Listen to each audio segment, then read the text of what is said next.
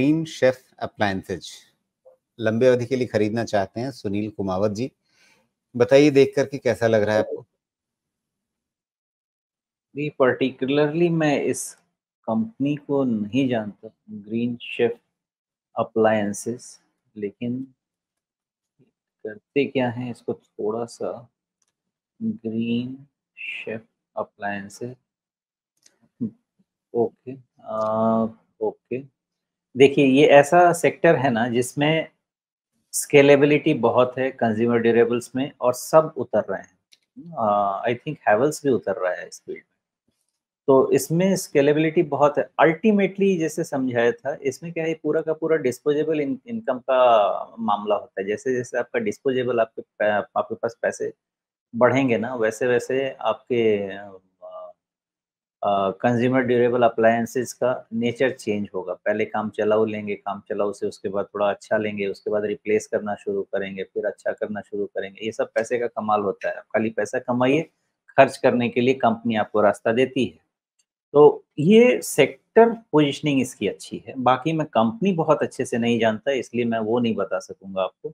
लेकिन इसकी जी, sector positioning बहुत अच्छी है। लेकिन अब इसमें मसला है ये क्या? है, सुमेश जी, हाँ, मसला ये है जब आप हाँ, जाते हाँ, हैं, मान लीजिए आपको एक कोई मिक्सर ग्राइंडर खरीदना है या फूड प्रोसेसर खरीदना है या कुछ भी खरीदना है या इलेक्ट्रिक केटल खरीदना है, कुछ भी खरीदना है, इस सेगमेंट में जितने भी आपके किचन अप्लायंसेज होते हैं उनमें, तो आप सबसे पहले क्या देखते हैं? मतलब दुकानदार आपके सामने 3-4 ब्रांड्स रखता है और उसमें जिस ब्रांड को लेकर के आपकी सबसे ज़्यादा कनेक्शन होती है कि नहीं ये ब्रांड तो मुझे अच्छा लगता है, मुझे पता है ये ब्रांड ठीक चलेगा, तो आप उस ब्रांड का सामान खरीदते हैं।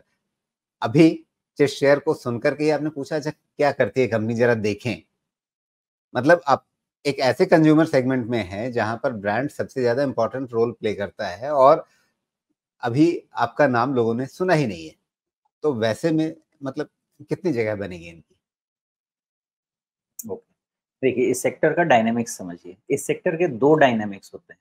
पहला होता है ऐज ब्रैकेट, दूसरा होता है आपकी जगह, मतलब वो रूरल है, अर्बन है, सेमी अर्बन है, बिकॉज़ उसके इनकम के हिसाब से सब मामला बनता है। जो ऐज ब्रैकेट यंग है, आप मान लीजिए कि 22 से 35 का रेंज ले लीजिए। ये ऐज ब्रैकेट में आपको ब्रांड तो मैटर करता ही है, अफोर्डेबिलिटी ज़्यादा मैटर करती है। ओके? तो यहाँ पे आपको चीज़ें ब्रांडेड चाहिए, लेकिन अफोर्डेबल चाहिए। और अगर आप हैवेल्स के जैसे ब्रांड की बात करेंगे,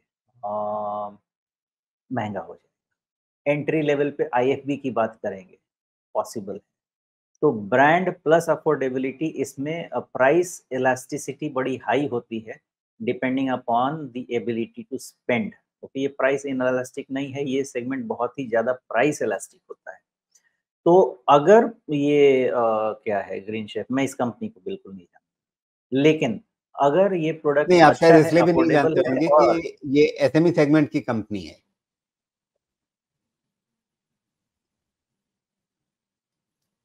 आवाज़ हेलो। नहीं आ रही थी आपकी, सॉरी। मैं कह रहा था कि हाँ, आपने शायद इसलिए भी नाम नहीं सुना होगा क्योंकि ये एसएमई सेगमेंट की कंपनी है। हाँ, वो भी हो सकता है, प्लस लोकल प्रोडक्ट भी हो सकता है, ऐसा है। तो देखिए, ये क्या है ना, जेनेरिक मार्केट भी है। इसमें बहुत सारे लोकल प्रोडक्ट चलते हैं और लोकल प्रोडक्ट बिकते हैं। बहुत सारे लोकल प्रोडक्ट बिकते हैं। बिकॉज़ आप किसी भी, मान लीजिए मैं हैदराबाद में ही बैठा हुआ हूँ, तो हैदराबाद में ही हर शहर के ऐसे-ऐसे पॉकेट हैं ना, जिसके एक पॉकेट में आप चले जाएँ तो वहाँ पे खाली लोकल प्रोडक्ट बनेगा और बिकेगा, ज़बरदस्त बिकेगा। लेकिन वो उस एरिया में ही बिकेगा। आप अगर चले जाएँ इधर में बेगमपेट, बंजारा हिल्स और उधर चले जाएँ आप हाईटेक सिटी, ये सब एरिया में, तो शायद नहीं बिकेगा। लेकिन आप चले जाएँ आधा हैदराबाद पीछे में, तो हो सकता है उधर आपको लोकल प्रोडक्ट ही बिके। तो इसका वही मैं कह रहा हूँ कि इसमें प्राइस इलास्टिसिटी बड़ी हाई होती है। इतना सिंपल डिसीज़न नहीं होता है इस सेगमेंट में। ये मैं ज़रूर कह सकता हूँ कि जिस तरह से हमारी एबिलिटी टू स्पेंड बढ़ रही है ना, इसमें बहुत सारे प्लेयर्स आएँगे। हो सकता है एक ज़माने में आपका ये ग्रीन शेफ ही ब्रांड बन जाए। एक समय में आईएफबी आया था तो कितना डाउट होता था।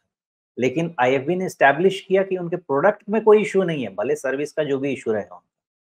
प्रोडक्ट का कोई इश्यू नहीं है, इसमें 5 साल लगा, तो आज की तारीख में आप देखें 25 से 35 के कैटेगरी में आप एज कैटेगरी में चले जाइए, जहाँ पे हस्बैंड वाइफ दोनों काम करते हैं, या अगर शादीशुदा नहीं है, काम पे जाता है, तो उसको वॉशिंग मशीन चाहिए, उसको ड्रायर चाहिए, उसको पता नहीं क्या-क्या चाहिए, चिमनी चाहिए, जो सब कुछ चाहिए, सब कुछ ऑटोमेटेड चाहिए।